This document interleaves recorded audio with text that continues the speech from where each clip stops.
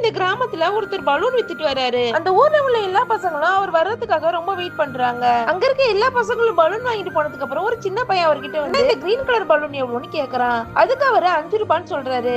எங்க அம்மா வெளியே போயிருக்காங்க, அவங்க வந்தது உங்களுக்கு காசு தரேன், எனக்கு இந்த பலூன் தரீங்களான்னு கேட்பான். அதுக்கு அவரு உங்க அம்மா வந்ததுக்கு அப்புறமே நீ வாங்கிக்கன்னு சொல்றாரு. சரிங்கண்ணா, அந்த பலூனை யாரும் கொடுத்துடாதீங்க, நீங்க எப்போ வரீங்கன்னு சொல்லுங்க, நான் எங்க அம்மா கிட்ட காசு வாங்கி வைக்கிறேன்னு சொல்றான். அதுக்கு அந்த ஆளு நான் சனி ஞாயிறு வாக்குல வருவேன், நீ அப்ப வாங்கிக்கன்னு சொல்றாரு. அவனும் அவர்கிட்ட சரின்னு சொல்லிடுறான். அதுக்கப்புறம் வீட்டுக்கு வந்து அவங்க அம்மா கிட்ட அம்மா எனக்கு பலூன் வேணும், 5 ரூபாய் காசு தாங்கன்னு கேட்பான். உடனே உங்க அம்மா உங்க அப்பா சாகிறதுக்கு முன்னாடி நிறைய சொத்து சேர்த்து வச்சிருக்காரு, அதை எப்படி செலவு பண்றது தெரியாம நான் அலைஞ்சிட்டு இருக்கேன் பாருன்னு சொல்லி திட்டிட்டு உனக்கு டெய்லி நான் காசு தரல, அதை சேர்த்து வச்சு நீ பலூன் வாங்கிக்கன்னு சொல்லுவாங்க. அதுக்கு அந்த பையன் நீங்க டெய்லி எனக்கு எட்டனா தானே தர, அது எப்படி எனக்கு 10ன்னு கேக்குறான். நீ இப்போதைக்கு அதை செய்யறு, 10ஆவதுக்கு நான் தரேன்னு சொல்லுவாங்க. இவனும் டெய்லி அவங்க அம்மா கொடுக்குற காசை ஒவ்வொன்னையா எடுத்து அவனோட ஜாமெட்ரி பாக்ஸ்ல வச்சுட்டே வரான். அதே நேரத்துல அவன் வீட்டுல இருக்க கேலண்டர்லயும் ஒவ்வொரு டேட்டா அடிச்சுட்டே வரான். ஏன்னா சனிக்கிழமை தான் பலூன்காரர் வருவாருன்னு. ஒரு நாள் அவங்க அம்மா காய்கறி எல்லாம் வாங்கிட்டு காசு இல்லைன்னா அவங்க கிட்ட சில்லற காசு இருந்தா கொடுன்னு கேட்பாங்க.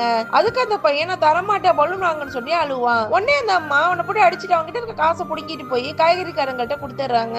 இந்த பையன் அழுதுகிட்டே தூங்கிடுறான். இப்ப அடுத்த நாள் அவனோட ஜாமெட்ரி பாக்ஸ் ஓபன் பண்ணி பாக்குறான். அதுல 5 ரூபாய் முழு பணம் இருக்கு. அதை பார்த்தது இந்த பையனுக்கு ரொம்ப சந்தோஷமாயிடுது. உடனே அவங்க அம்மா கிட்ட போய் குதிச்சுக்கிட்டே தேங்க்ஸ் சொல்லிட்டு ஸ்கூலுக்கு போறான்.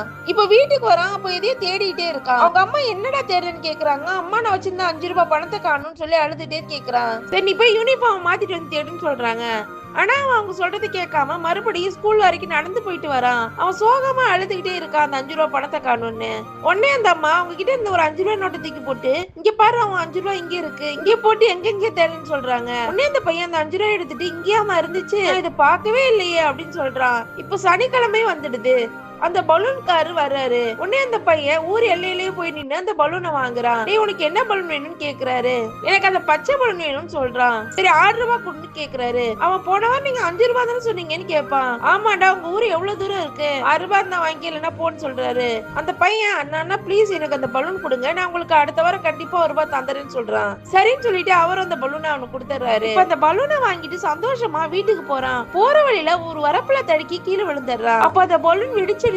அதுக்கப்புறம் இந்த பையன் அழுதுகிட்டே வீட்டுக்கு போறான். இப்ப அந்த பையனை மறுபடியும் காட்டுறாங்க. அவன் வீட்டு காலண்டர்ல மறுபடியும் மார்க் பண்ணிட்டே வரான். அடுத்த வாரம் பலூன் வாங்கலாம்னா அவங்க அம்மா கிட்ட